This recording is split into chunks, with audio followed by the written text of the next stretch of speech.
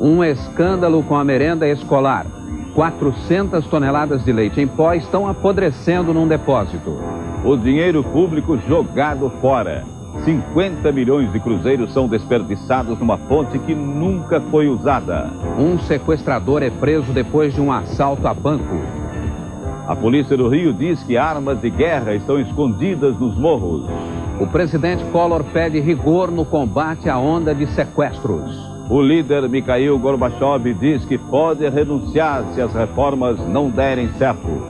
O Jornal Nacional começa agora.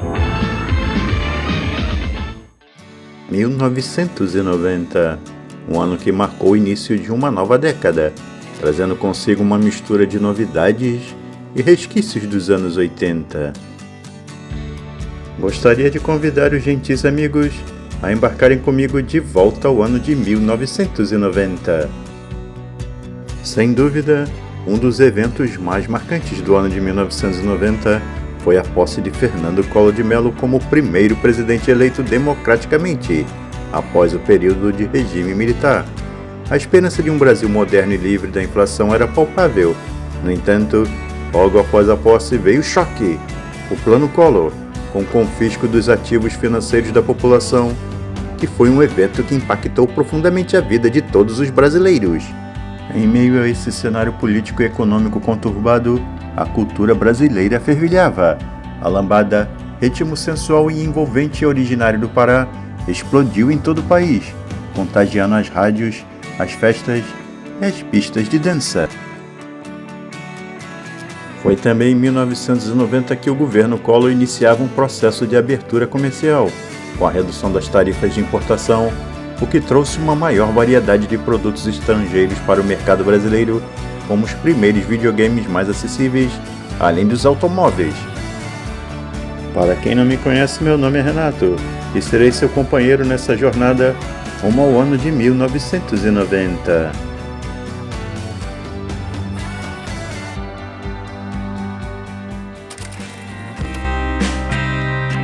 A sociedade brasileira de 1990 havia passado por uma série de transformações significativas que influenciaram a cultura, a economia, a política e as relações sociais no país. O final da década de 80 foi marcado pelo fim do regime militar, pelo processo de redemocratização, com a promulgação da Constituição Federal de 88. Esse período também ficou caracterizado pela abertura econômica e pela globalização, que trouxeram mudanças profundas na vida da população brasileira da época. Os fatos mais importantes que aconteceram no mundo em 1990 foram a libertação de Nelson Mandela após 27 anos de detenção na África do Sul, a reunificação da Alemanha após a queda do Muro de Berlim de 89, o Iraque invade Kuwait, dando início à Guerra do Golfo, liderada pelos Estados Unidos. A primeira eleição presidencial direta desde 1964 é realizada no Brasil, elegendo o presidente Fernando Collor de Mello. A União Soviética inicia o processo de desintegração, que culminaria com sua dissolução em 91. O presidente do Zimbábue, Roberto Mugabe, é reeleito em eleições contestadas. No final da década de 80, as marcas que estavam aqui duelavam com o Volkswagen Gol, o Fiat 147, o Chevrolet Chevette e o Ford Escort. Eram carros derivados de projetos dos anos 70, que pecavam no conforto, motores e na falta de acessórios. Collor prometeu em sua campanha que abriria o mercado para os importados, não apenas os automóveis. A frase célebre que marcou isso foi: "No Brasil só tem carroça". No dia 9 de maio de 1990, estava autorizada a importação de modelos no Brasil, fato que gerou protestos sob o argumento de que a indústria nacional seria dizimada. Isso não aconteceu, porém nem todos sobreviveram. As primeiras marcas a se beneficiarem com a mudança foram a BMW e a Fiat. Segundo registros de jornais da época, já em 1990, começaram a chegar os primeiros BMWs importados ao Brasil. A Fiat veio em seguida, mas com carros de sua marca de luxo, a Alfa Romeo, que trouxe 100 unidades do sedã Alfa Romeo 164, topo de linha da marca. Surgiram também nessa época os grupos especializados em importação de carros. eram grupos empresariais que resolveram importar veículos por conta própria. Assim chegaram mais BMWs, modelos Renault e Peugeot também. Também existiam importadores independentes de marcas que já estavam no Brasil. Isso causou algumas confusões. Por exemplo, a Ford ainda não vendia no Brasil a Ranger, mas outros grupos empresariais importavam carros dos Estados Unidos de forma independente e vendiam no país. Mas entre os importadores também houve casos de muito sucesso. A Audi chegou ao Brasil pelas mãos da Ayrton Senna no final de 93. Ganhou no país um status de luxo maior do que tinha no exterior e foi expandida a operação até se estabelecer com fábrica por aqui.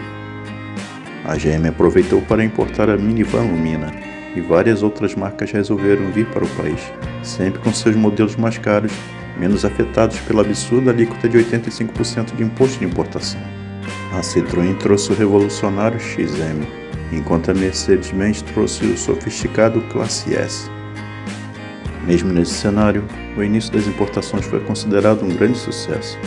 Foram vendidas 142 unidades do Alfa 164, 71 do Lumina, 58 do XM, 6 do modelo ZX, 330 da Classe S da Mercedes, 56 Mitsubishi L200, 20 Suzuki de 4 modelos diferentes e 30 unidades do Volvo 900, além de 14.869 unidades Lada, entre Laika, Niva e Samara.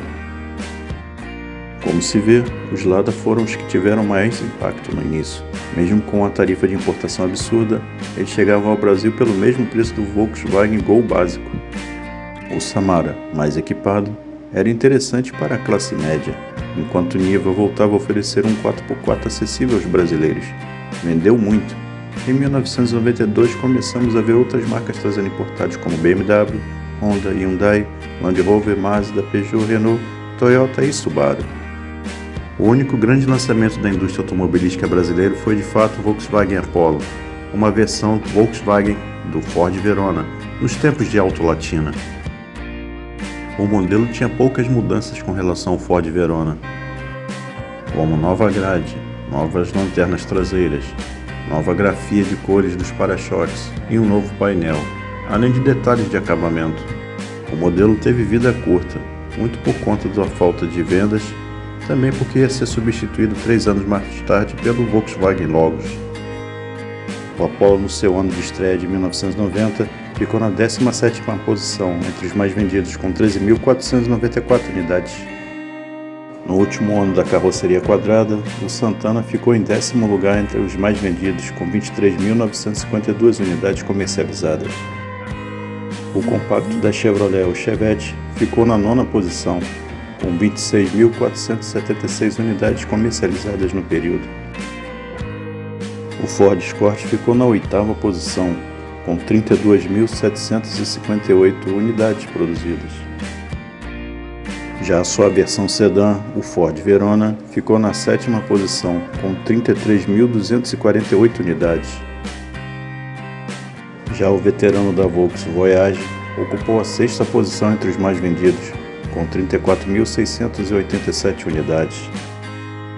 O hatch médio da GM, o Chevrolet Cadete, ocupou a 5ª posição entre os mais vendidos, com 36.810 unidades. A perua da Volkswagen, a Paraty, fez bonito, ficou na 4ª posição, com 39.537 unidades produzidas. O sedã médio da GM, o Chevrolet Monza, continuava fazendo bonito, ocupou a 3ª posição com 54.984 unidades. E na vice-liderança, o campeão da Fiat, o Uno, com 63.646 unidades produzidas. E na liderança com folga vem o Volkswagen Gol, com 104.271 unidades produzidas. O campeão da Volkswagen ficou nessa posição por durante 27 anos.